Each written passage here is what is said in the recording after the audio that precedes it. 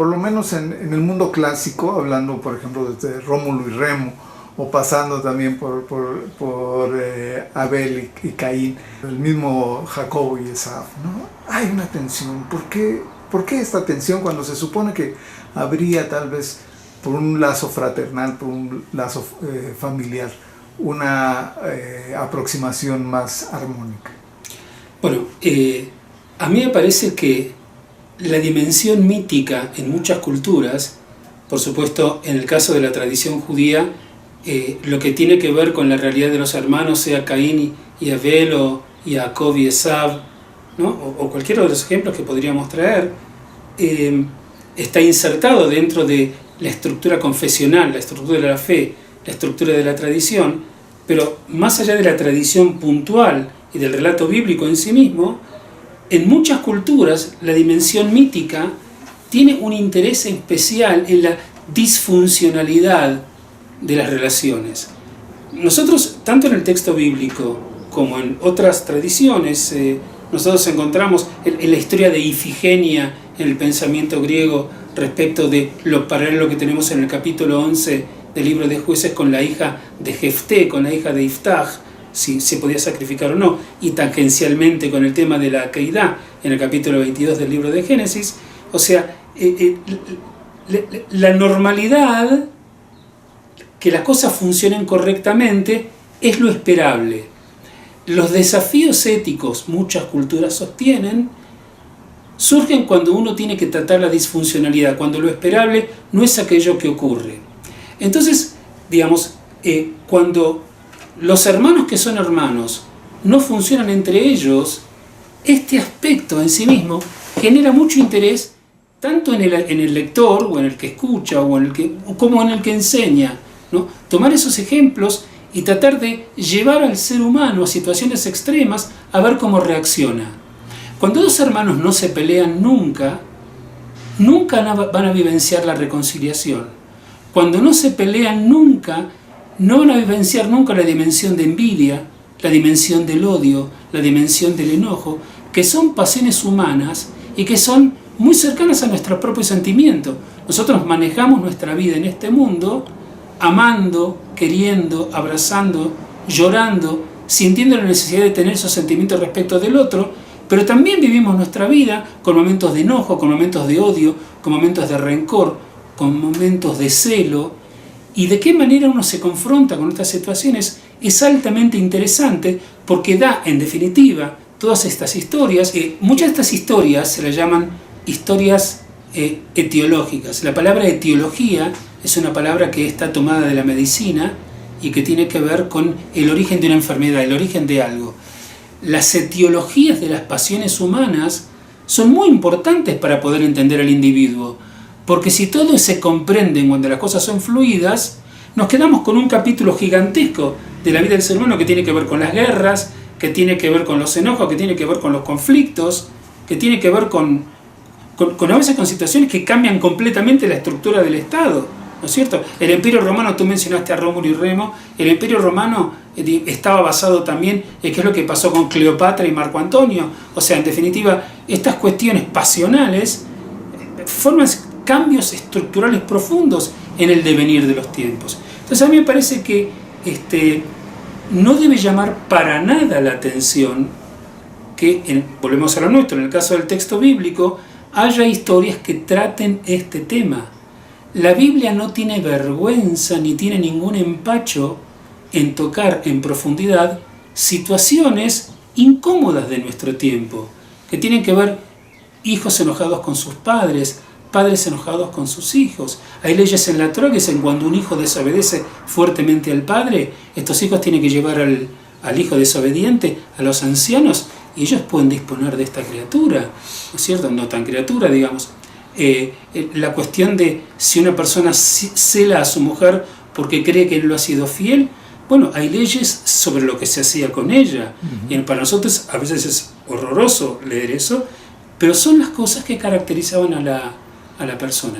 Alguien dijo una vez que la historia bíblica que el libro de Génesis concretamente es como una microhistoria humana, donde las pasiones para bien y para mal están develadas en ese texto. porque eso es lo que somos. Pero escuchándolo me llega la imagen de Ismael y de Isaac, donde no nada más vemos en el escenario un conflicto, pero hasta nuestros días hablamos mucho de los primos y de que no se pueden llevar bien los primos, es decir, se ha extrapolado, ¿no? Sí, de todas maneras, dos cosas quiero decir. La primera, nosotros cuando vemos a Ismael y a Isaac, vemos que finalmente cuando muere Abraham, los dos hermanos están juntos velando a su padre. O sea que hay claramente un mensaje de reconciliación. Eso es muy importante. O sea, la Torá está claramente dejando.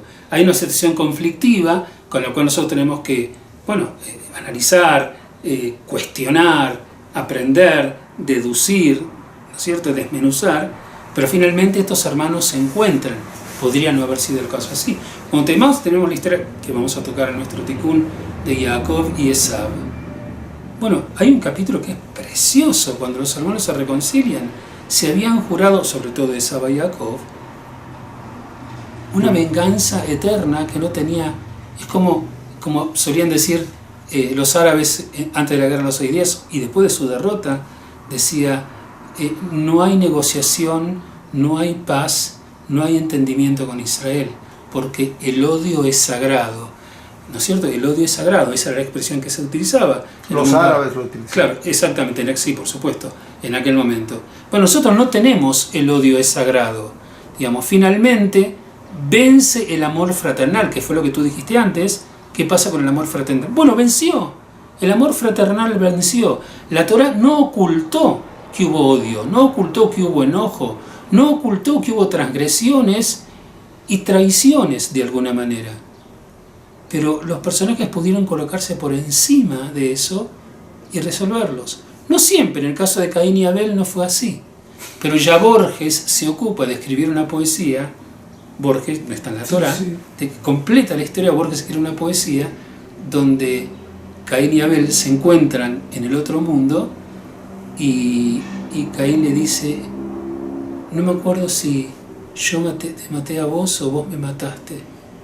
Y ellos dicen, bueno, ahora ya no importa, estamos los dos aquí, ahora.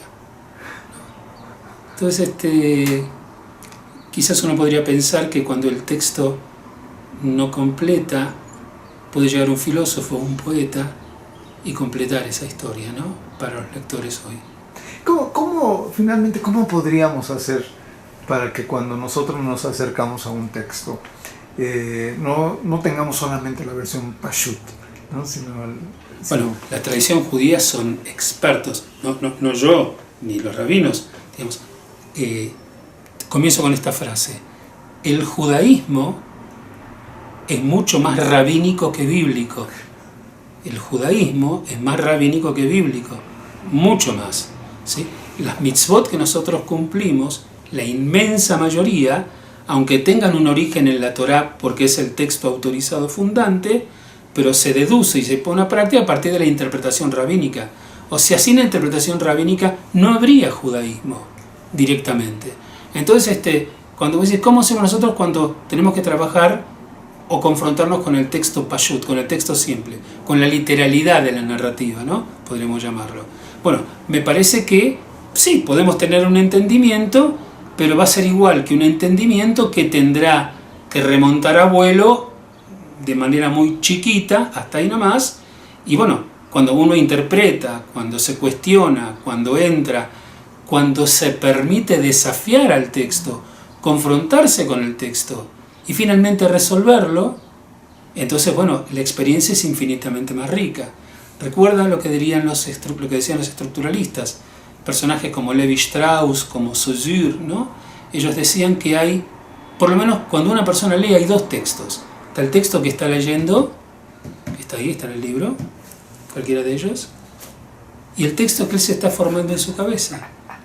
Y ese texto puede ser un texto que desde lo literal coincida con el que leyó, pero desde lo sapiencial, desde el entendimiento, sea un texto diferente. Existen tantos textos como lectores que leen el texto escrito.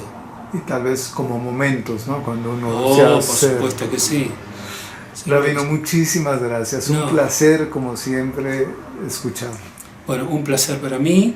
Un gusto estar nuevamente aquí en DF, en México. Me siento, y la comunidad Betel y mis entrañables amigos sus rabinos, ni que hablar.